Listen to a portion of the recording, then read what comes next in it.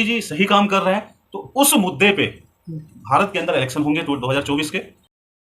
नाम हुआ सर आपका? मेरा परितोष नाम है। प्रतोष जी, किस तरह देख रहे हो देश में बढ़ती हुई महंगाई? देखिए, जहाँ तक अभी महंगाई की बात आपने की है, तो महंगाई ठीक है, अभी वर्तमान समय में टमाटर की या कुछ सब्जियों की कीमतों में वृद्धि हुई है। लेकिन ये अभी जो वृद्धि हुई है, इसका मुख्य कारण ये है कि अभी एक तो वर्षा ज़्यादा हुई है और कुछ टमाटर का जो पैदावार है या उसमें भी कुछ अभी नुकसान हुआ है, तो उसकी वजह से ये कम समय के लिए ये महंगाई बढ़ी है। अभी टमाटर का जो भाव था वो अभी 150-200 रुपये किलो था, और बट अभी कुछ समय से अभी 80 रुपये 100 रुपये किलो हो गया। और भारत सरकार और राज्य सरकार के प्रयासरत होने के कारण अभी टमाटर के जो भाव है उसमें दिनानुदिन घटती जा रही है। टमाटर के अलावा और भी चीजें, टमाटर के अलावा और भी बहुत सारी चीजें मैं व्यक्तिगत तौर पे मैं आपको बताऊं, जब से मोदी जी सत्ता संभाले हैं इस देश में, भारत के प्रधानमंत्री बने, लगभग 8 साल से वो 10 साल से सत्ता में है। जब से मोदी जी आए, उन्होंने 3 काम बहुत अच्छे किए हैं, 3-4 काम। पहला काम तो ये कि देश की जनता को अवेयर किया है उन्होंने, युवा पीढ़ी को अवेयर मतलब जागरूक बनाया है। दूसरी चीज, भारत की जो फॉरेन पॉलिसी है, वैदेशिक नीति जिसको आप बोलते हैं, वो भारत की जो वैदेशिक नीति है, जो फॉरेन पॉलिसी है, वो आज के डेट में आप देखिए कि भारत का डंका हर जगह, विश्व में हर जगह बजता है। मोदी जी या जहाँ पे भी भारत के अलावा दूसरे देशों में जाते हैं, वहाँ की जनता, आज इंडिया की इकोनॉमी आप देखिए कि दिनानुदिन बढ़ती जा रही है। नीति आयोग की रिपोर्ट में भी इंडिया की इकोनॉमी का बहुत ज़्यादा तारीफ हुआ है। तो और जो डिसीजन मोदी जी ने लिए हैं, तीसरा एक और रह गया, तो तीसरा रीजन ये है कि इन्होंने देश के अंदर बहुत सारी पार्टियों को एकत्रित किया है। राजनीति के अंदर इन्होंने एक नया ध्रुवीकरण दिया है मोदी जी ने, जो कि आज के डेट में आप ये देखिए कि जो एक दूसरे के धुर विरोधी थे, एक मोदी जी को हराने के लिए सारे एक साथ हो गए, पिछली सारी चीजों को भूल के। तो मेरा ये कहना है कि मैं किसी पार्टी या मैं किसी भी व्यक्तिगत तौर पे किसी राजनीतिक पार्टी का मैं ना विरोध कर रहा हूँ, ना मैं समर्थन कर रहा हूँ। आपने महंगाई की बात की, महंगाई कुछ समय के लिए, और महंगाई हमेशा हर सरकार में भी थी। यूपीए की भी जब सरकार थी उस समय भी महंगाई थी, एनडीए की सरकार है अभी भी थोड़ी सी महंगाई है। और जहां तक पेट्रोल की भाव होती है ना सर, पेट्रोल का भाव वो डिपेंड करता है कच्चे तेल के ऊपर। अंतरराष्ट्रीय मार्केट में अभी जैसे यूक्रेन और रशिया का वार चल रहा है, तो उसको लेके भी पेट्रोल का जो रेट है, वो कच्चे तेल की आपूर्ति थोड़ी सी कम हुई थी। अच्छा, एक सवाल मेरा भी, आपके सवाल नहीं सवाल। आपने कहा कि 2014 के बाद मोदी जी आए तो युवा थोड़ा जागरूक हो गया जी, तो क्या 2014 से पहले युवा जागरूक नहीं थे? सर, युवा जागरूक थे, उस समय भी थे। देखिए सर, कोई भी प्रधानमंत्री या कोई भी सरकार, हर सरकार कुछ ना कुछ अच्छा करके गई है, चाहे वो किसी की भी सरकार हो, चाहे वो कोई भी भारत सरकार में प्रधानमंत्री हो। लेकिन कभी कभी क्या होता है ना कि अवेयर मीन्स ये होता है कि हमारा अधिकार और हमारा कर्तव्य क्या है, हमें उसको पहचानना होता है। एज एन इंडियन सिटीजन हमें ये जानना होता है कि हमारा अधिकार क्या है और हमारा कर्तव्य क्या है। तो मोदी जी के आने से हर जो युवा पीढ़ी है, जो यहाँ की सिटीजन है, वो इन 2 चीजों को सबसे ज्यादा अवेयर किया है, पहली चीज। दूसरी चीज, हम आज के देश में इंडिया का जो सर है वो विदेशों में इतने फक्र से लिया जाता है। आज पाकिस्तान हो, कोई भी, आज आप पाकिस्तान देखिए, उसके ऊपर कितने ज्यादा कर्ज हो रखे हैं। आज के डेट में पाकिस्तान ही डिपेंड ही है ऑलरेडी विदेशों के कर्जे पे, दूसरे के कर्जे पे पाकिस्तान ऑलरेडी डिपेंड है, ठीक है। तो इंडिया पे कर्जा जो बढ़ चुका है उसको कैसे देखते हैं? देखिए, भारत के ऊपर जो कर्ज है, अभी आप बहुत सारे जितने भी यूएसए या जो कि सुरक्षा परिषद के अस्थायी सदस्य हैं, वो सारे कंट्री जितने भी जो मेन सुपर पावर हैं, आज के डेट में भारत के साथ व्यापार करना चाहते हैं, भारत के साथ दोस्ती करना चाहते हैं। तो मुख्य कारण यह है कि अगर कोई भी देश, अगर उसके ऊपर अर्थव्यवस्था अगर अच्छी नहीं होगी, तो वो किसी भी देश में निवेश नहीं करना चाहेगा।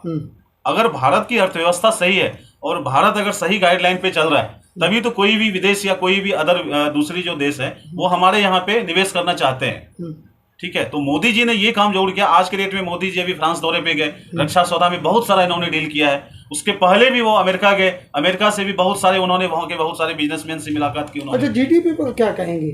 देखिए सर, इंडिया की जीडीपी जो है वो अभी ऑलरेडी काफी सही चल रही है, ठीक है। इंडिया की जीडीपी पहले से आप देखिए, जब से रशिया यूक्रेन का वार होने के बावजूद भी, और कोविड जो आज के टाइम में कोविड महामारी जो था, उसके होने के बावजूद भी इंडिया की जो जीडीपी रेट है वो विश्व के दूसरे जो बड़े बड़े देश हैं, जो विकसित देश हैं, उस देश से भी अच्छी अभी इंडिया की जीडीपी रेट है।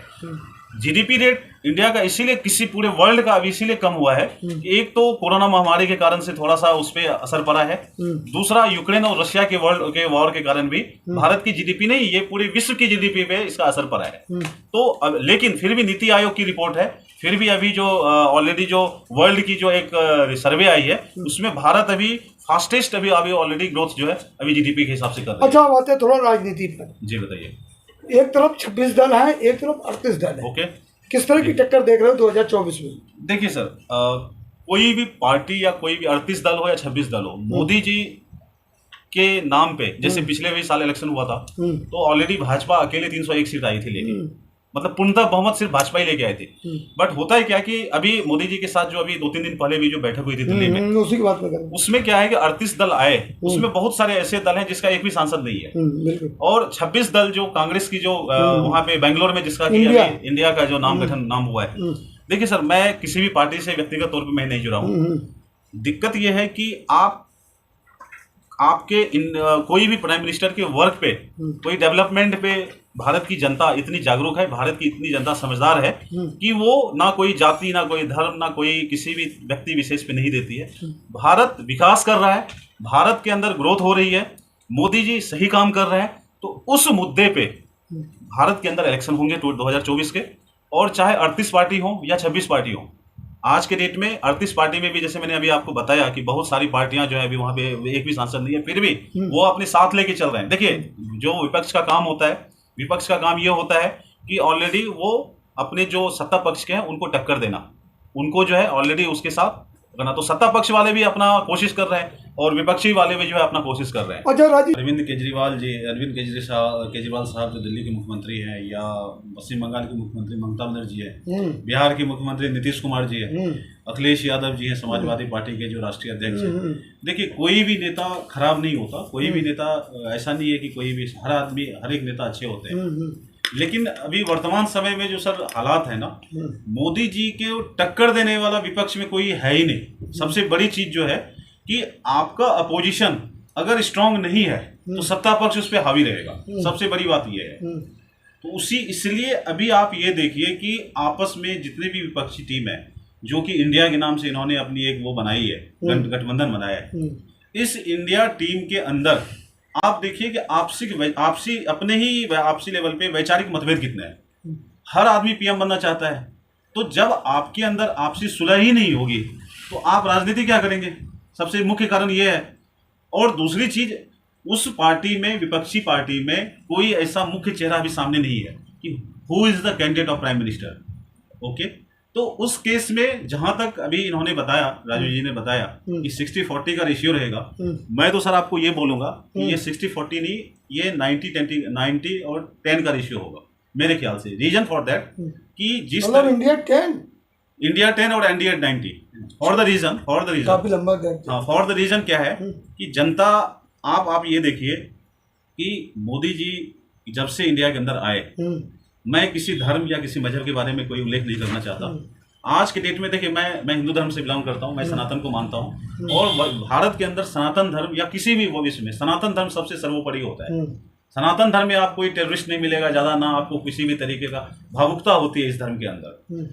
आज के डेट में आप देखिए, अयोध्या का मंदिर मोदी जी के शासनकाल में बना, धारा 370 मोदी जी के शासनकाल में हुआ, नोटबंदी मोदी जी ने किया। उसके बाद बहुत ऐसे ऐतिहासिक फैसले हैं जो कि मोदी जी ने पूरे भारत के अंदर करवाया। और आज आप देखिए उत्तर प्रदेश के अंदर आज से 10 साल पहले जो क्राइम था, रेशियो था, क्राइम रेशियो भी घटा है यूपी में।